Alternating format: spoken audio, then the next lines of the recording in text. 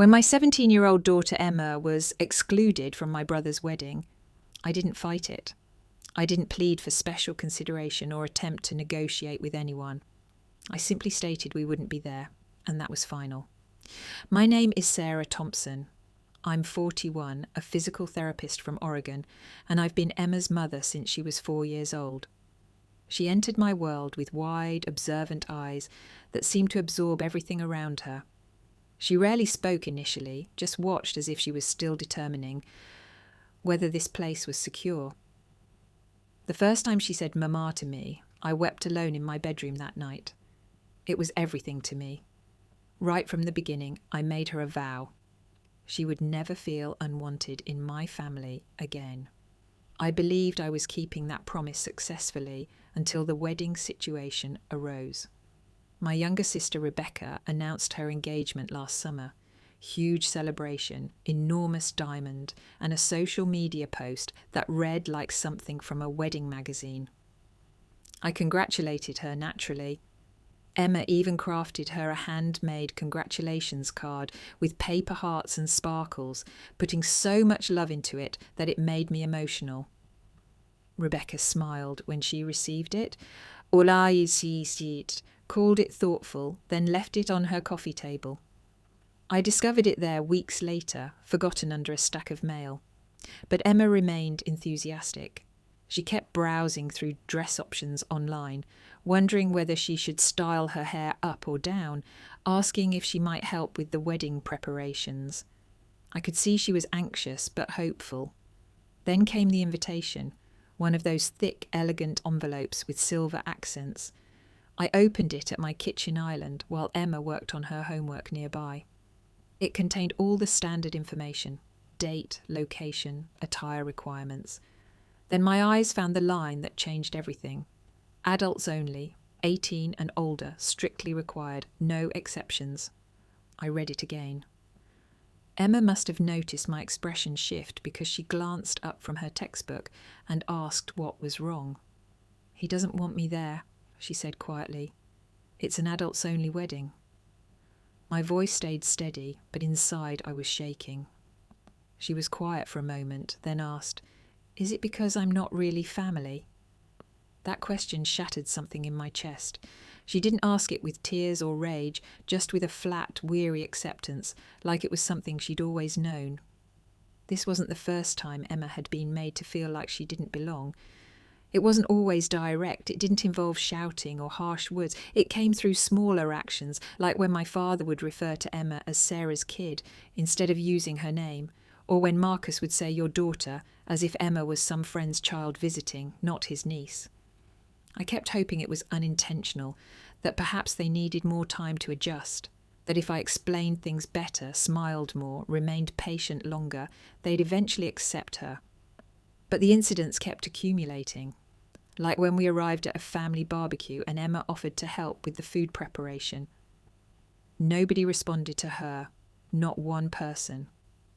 She ended up standing by the grill holding a tray of burgers, uncertain what to do. Or when we attended Thanksgiving at my parents' house, and every grandchild received a personalised place card with their name except Emma. Hers just said "Welcome" in generic lettering. She never complained. She just held it and smiled graciously, the way she always did. The first time I witnessed her genuine disappointment was when she created a drawing of our family, me, her, and my husband David, and presented it to my mother. It was a beautiful sketch with vibrant colours and little stars around the edges. My mother said "thank you," placed it on the counter and moved on. Later that evening, Emma asked why it wasn't displayed on the refrigerator like her cousin's artwork. I had no answer. I wanted to believe they simply didn't understand how their actions affected her. But gradually, I understood that wasn't the case. When Emma was 7, she told my father she wanted to become a veterinarian. He laughed and said, "You should probably think about something more realistic." When she was 9, she wanted to help organise a family reunion, and Rebecca told her, "That's nice, sweetheart, but maybe leave the planning to the grown-ups." It was relentless, not hostile, not loud, just consistently dismissive. Always enough to make Emma second-guess herself. I kept thinking I could remedy it by being present, by involving them in her birthday parties, her school concerts, her achievements. But the more we participated, the more obvious it became. They never truly accepted that Emma was permanent, that she belonged. Part of them, I think, still expected I'd eventually have a biological child, that Emma was a temporary situation, a charitable act they could admire from afar. They never voiced it directly, they didn't have to. And the wedding invitation confirmed everything. It wasn't just protocol. It was a boundary, a statement. She's not truly one of us, not when it counts. I didn't respond to the invitation. I didn't call Marcus or attempt to make my case. I simply went online and selected "will not attend." No explanation, just no. The following day, my phone buzzed with a text from him. "Hey, saw your response. Everything all right?" Then another. "If this is about the age restriction, I hope you know we're applying it equally to everyone. Nothing personal, okay?" Nothing personal, except it was Emma. She wasn't some distant relative. She wasn't a colleague's child or someone's guest. She was Marcus's niece, my daughter. She was 17, not 7. She had made that card, chosen a dress, asked about hairstyles. She wanted to celebrate with us. And now all of that was being dismissed as a technicality. I didn't respond. A few hours later, my younger sister Jessica texted, "Marcus said you're not coming. What's happening?" Then my mother called. She never calls unless there's trouble. "Sarah," she said, "I heard you're skipping the wedding. Is this really about the age limit?" "Emma wasn't invited," I replied. "I won't go without her." "She's almost 18, my mother said. There was a pause. "It's not like she's a small child, she's family." I waited. She didn't say anything else, no apology, no acknowledgement of Emma's feelings. "Don't punish your brother over this," she added. "It's just one evening." I didn't argue. I simply said, "We won't be there," and ended the call. That should have concluded it, but it didn't. The family group chat exploded. First Jessica. "Can't believe you're making such a huge deal over one policy. You always create drama." Then Marcus. "This isn't about Emma. You're making it about her." Finally, my mother with a lengthy message about forgiveness and family harmony and how difficult it is to be caught in the middle. Meanwhile, Emma deleted the dress photos from her phone.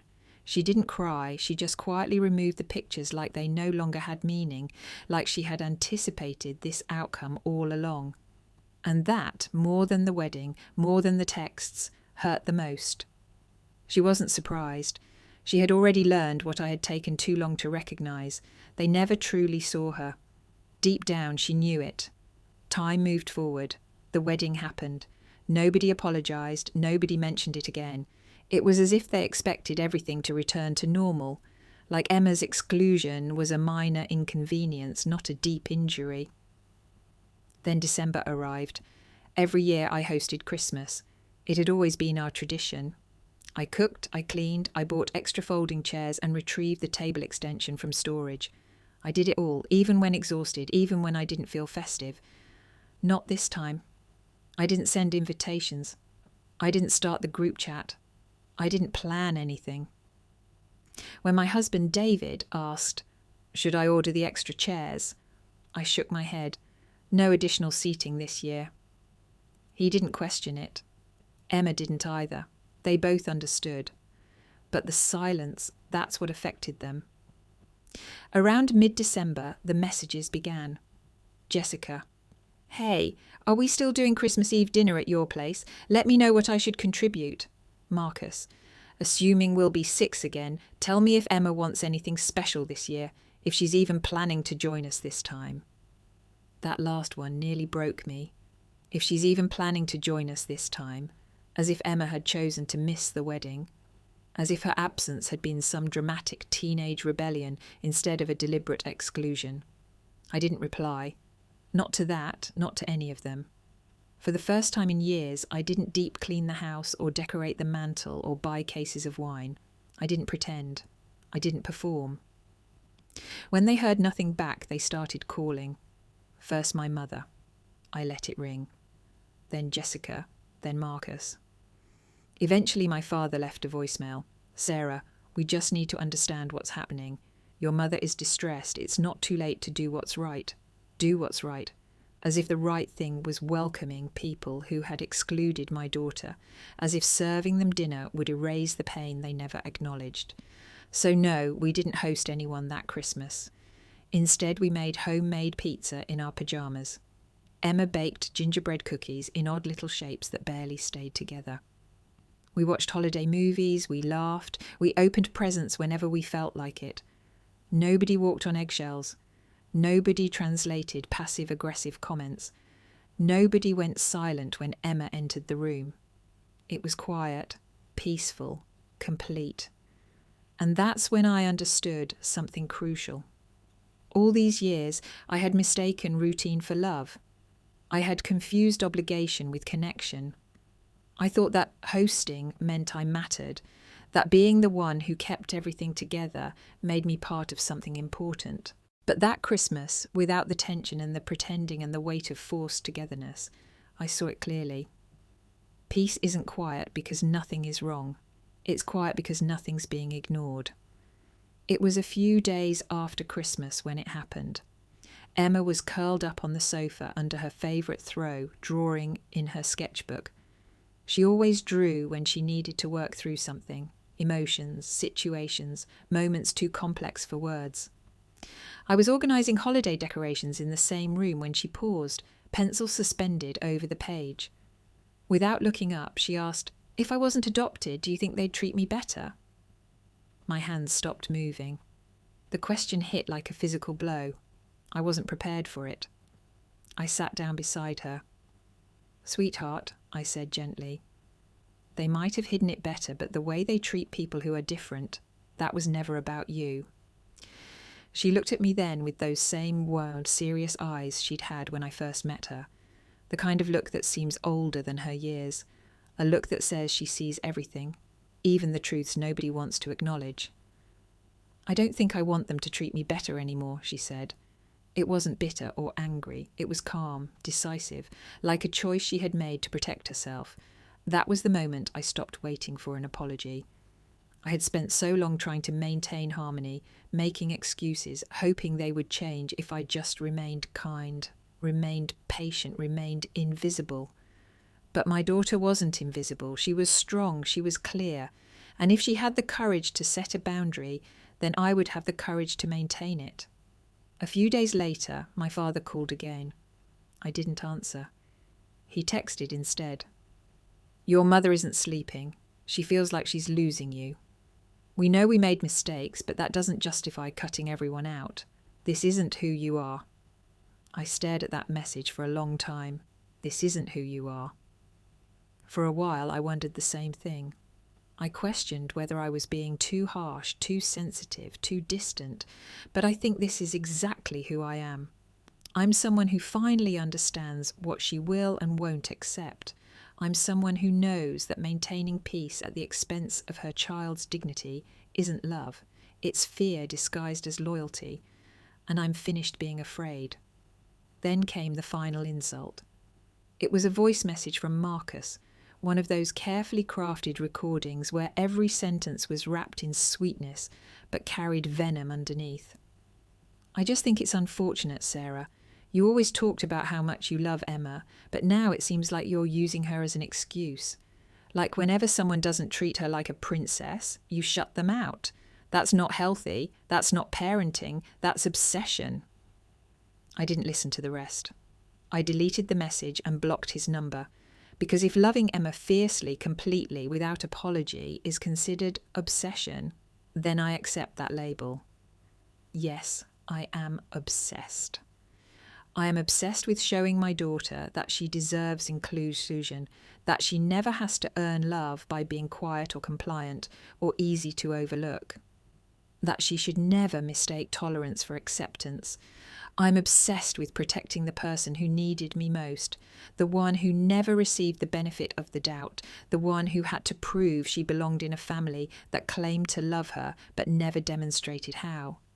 And no, I don't regret it. I regret the years I remained silent. The holidays I invited people who treated her like a visitor in her own home. The birthdays where she smiled while others barely acknowledged her. The thank yous she offered to people who didn't bother learning her favourite subjects, her dreams, her sense of humour. I regret every time I tried to keep peace instead of advocating for her. But not anymore. Emma doesn't ask for much, she never has. But what she needs, what she's always needed, is a mother who chooses her every single time. And that's exactly who I am. I'm not the keeper of family traditions. I'm not the peacemaker, the event coordinator, the one who smooths things over so nobody feels uncomfortable. I'm Emma's mum. And if that means closing the door on people who can't recognise her value, then I will close it gently, quietly, but permanently. Because this isn't about revenge, it's about love. Love that doesn't diminish, love that doesn't apologise for existing, love that says you matter, and I will never let anyone make you feel otherwise. The new year arrived quietly. No countdown, no celebration, just the three of us, David, Emma and me, sitting around the fireplace, playing a card game she got for Christmas, laughing at how terrible we all were at it. And in that quietness, I finally felt something I hadn't experienced in years. Relief. I wasn't waiting anymore. Not for the next text, the next slight, the next uncomfortable gathering. I wasn't strategizing how to balance the feelings of people who had made my daughter feel invisible. I was simply living with my family, my real family. Looking back, there were countless moments when I could have spoken up louder sooner. But healing doesn't always come with dramatic declarations. Sometimes it comes with one small change, like saying no, like not setting out extra chairs, like letting the silence speak for itself. And when I think about Emma's question, do you think they'd treat me better if I wasn't adopted? I still feel the weight of it, but I'm proud of her response. I don't think I want them to treat me better anymore. Because that wasn't bitterness, that was clarity. That was her learning. The most important lesson I could teach her, that love isn't supposed to hurt, that it doesn't ask you to earn your place, that it doesn't vanish when you make people uncomfortable by simply existing. So if you're listening to this and you've been there, if you've ever had to choose between peace and pretending, it's okay to choose peace. It's okay to stop explaining. It's okay to stop hoping they'll change. And it's okay to protect your child, your heart, your peace, even if that means disappointing everyone else. Because the truth is, love that asks you to shrink isn't love at all. If this story resonated with you, share it with someone who needs to hear it. And if you've ever stood your ground for someone you love, tell us in the comments. We'd love to hear your story. Like, comment, and subscribe. And remember, sometimes silence is the loudest, most powerful truth you can offer.